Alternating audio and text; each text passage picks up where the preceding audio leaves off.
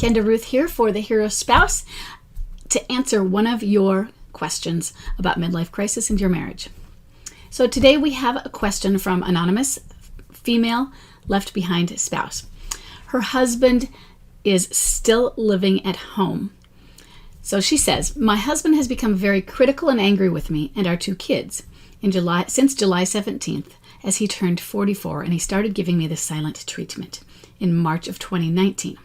He spends most of his time in our spare room. He has his routine of work, run, eat, sleep, and then repeat. There's no interaction with friends, family, and minimal with family. Bomb drop only happened because I pressured him in July of 2019. I asked him to talk, and he said, we're done. He didn't give an explanation. And then he said, I'm moving out when I can in January of 2020. Both times I was respectful. I listened and I asked what I had done, but I didn't get an answer. Can you elaborate on the behaviors of a midlife crisiser who just shuts their spouse out and treats them like a stranger, even in the same house? I can't tell what to expect. I'm trying to stay the lighthouse, but wondering if there's really a light at the end of this dark, long tunnel.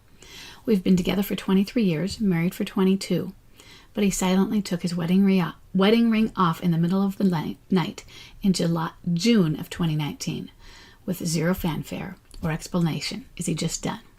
So first thing, if he really were just done, he wouldn't be there. He doesn't know what to do and he's extremely depressed. Male depression often looks like anger.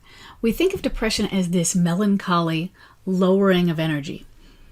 And you do state that he's a low energy wallower. But we think of it as just down. But it's anger. So I want you to start looking up and reading about male depression. That men or women can have that. But what we typically think of depression is what we see as a woman being depressed, which I think is why when we think of depression, we think of women more often than men.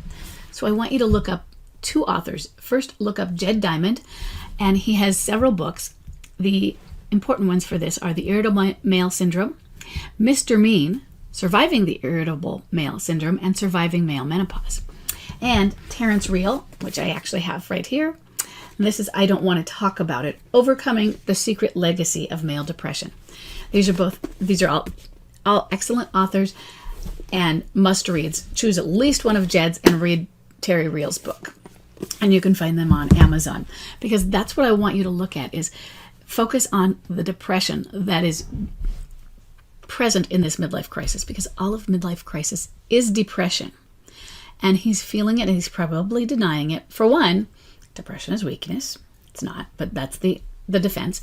He doesn't act depressed in what he thinks of as depression because he's seething in anger. And it just sounds like it's simmering below the surface and oftentimes bubbling out of the surface. So that's what's being dealt with here. And how do you deal with that? I want you to get yourself educated first. If you have the ability to talk to his doctor, go ahead. But he might not give you that sort of permission. That might be something where you would be able to send a note and just say, we're feeling this and I think this is going on. And when your doctor brings it up with him, he'll deny it as well, but at least it puts a note in the medical record, and there's always the off chance. I did that with Chuck's anxiety about 2 years ago when his anxiety was starting to get, and I talked to him, and for the first time, he actually denied it. For our entire relationship, had been telling and saying, I have anxiety, it's real. And I never said, it's not real. I've never thought that. And he had very serious anxiety before we even met. So this has been long-standing, but it finally got to a point where I said, you need to know it's gotten actually worse, where it's affecting more things. It's affecting the kids. It's affecting our functionality. And that was the moment he denied it, which was no shock, because that's how these kind of things work. As soon as you're asked to face it, the denial comes out and the walls go up. So if you bring it up that way, but if you can talk to a doctor, so I just sent a message to his doctor, because we shared the same doctor, And he was seeing the doctor the next week, and I was seeing him 2 weeks from that. So the doctor and I had a good laugh, because I walked into the appointment, and before he even said, "Hi, how you doing?" I said, "Nice try." And he started laughing, because Chuck walked in after the doctor appointment and said, "Did you say anything to the doctor?" Because he knew not to say that I'd said anything. I said, "What? What do you mean? What did he say?" He said, "Well, he asked me about my anxiety. I told him it's fine." So, and now Chuck's had some very serious medical issues, which are probably caused by his anxiety, and he has started to face that he has anxiety. He was even asked for more medication. But it took 2 years to get to that point. So I want you to understand what male pattern depression is, how it differs from standard, not female depression, but just what we think of as depression. We also think, you referenced that he's low energy. High energy, if you say somebody's a high energy replayer, that's how we often think of as male pattern depression also, because of the avoidance. When you're doing something to avoid feeling depressed. Right now, it's not that he's avoiding melancholy like people who are partying and out there doing a high energy lifestyle. It's that his method of depression, or when he feels low, is probably anger. And so what is beneath that anger when we don't know what's beneath that anger? You're doing the right things to be the lighthouse. Learning some communication techniques, especially communication techniques that can work for people with anger. And no matter what, empathy. That is going to be a foundation for that we should all have. Continuing forward, empathy, and learning if the empathy is being received as that. It doesn't mean they're consciously saying, "Oh, that was very empathetic of you."